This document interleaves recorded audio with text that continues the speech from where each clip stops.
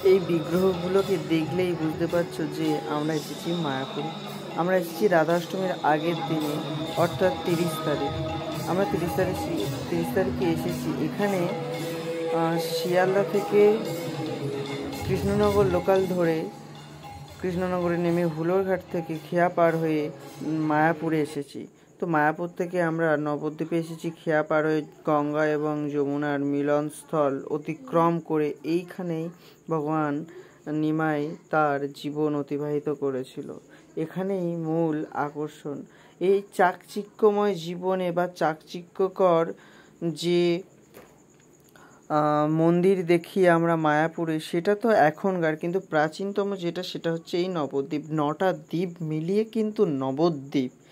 এই 9টা দ্বীপের প্রাচীনতম দ্বীপ একটি এটাই।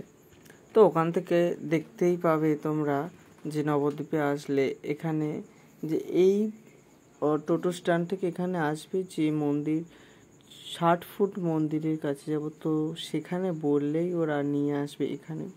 এখানে দেখতেই পাচ্ছ 5 টাকা করে টিকিট কাটতে হয়। এবং তো এখানে একটা মিউজিয়াম আছে, এখানে দেখতেই পাচ্ছ চৈতন্যদেব এখানে লীলা করেছিল। একটু পরেই তোমরা সবাই দেখতে পাবে অবশ্যই।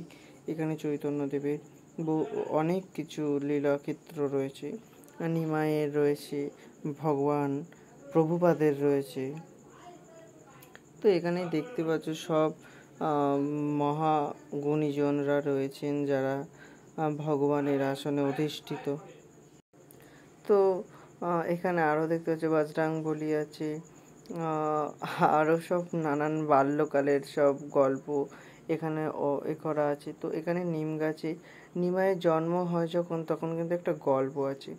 নিমাই নিম গাছের তলায় যখন জন্মগ্রহণ করেছিল, তাই সেক্ষেত্রে সেই অনুসারে নিমাইয়ের নাম করা হয়েছিল যে নিমাই, যেহেতু নিম গাছের তলাতে জন্মগ্রহণ করেছে। তা দেখতেই পাচ্ছ আমরা মিউজিয়ামে ঢুকে গিয়েছি। তো মিউজিয়ামে প্রথমে নরসিংহদেবের, তারপর এখানে অষ্টসখী সহ রাধা মাধব রয়েছে।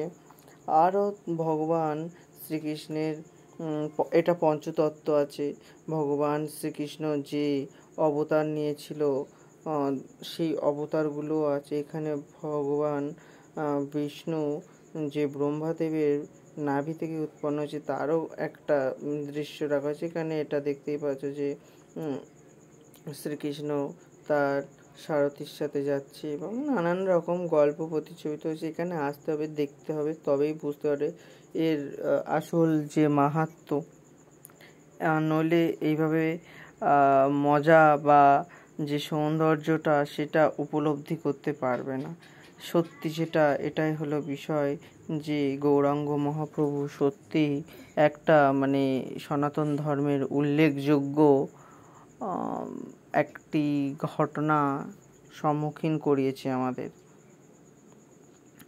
এই যে দেখতেই পাচ্ছ ভগবান শ্রীকৃষ্ণ তার যুগে যুগে অবতার হয়েছিল, সেসবের ছবি এখানে প্রতিচ্ছবিত হয়েছে। তো আমি মনে করি যে সনাতন ধর্ম জন্মগ্রহণ করলেই যে সে সনাতনী তেমনটা না। সনাতন ধর্মে মন্দির দর্শন করলে বা ভগবানকে দর্শন করলে সে যে সনাতনী তা নয়। সনাতন ধর্মে জন্মগ্রহণ করেছেন যারা, তাদের অবশ্যই গীতা পাঠ করা উচিত। গীতা পাঠ ছাড়া কিন্তু সনাতন ধর্মের কোনো কিছুই অসম্পূর্ণ থেকে যাবে, সব কিছুই। তো এখানে নরসিংহদেব দেখতেই পাচ্ছ হিরণ্যকশ্যপকে কিভাবে বধ করেছিল তার একটা মূর্তি তৈরি করেছে। অসাধারণ অসাধারণ। এই মিউজিয়াম থেকে অনেক কিছু আমরা দেখতে পাবো। এখানে আমরা টোটাল 10টা মন্দির ঘুরেছিলাম। এটা হচ্ছে ভগবান শ্রীকৃষ্ণের চৈতন্য ভবন।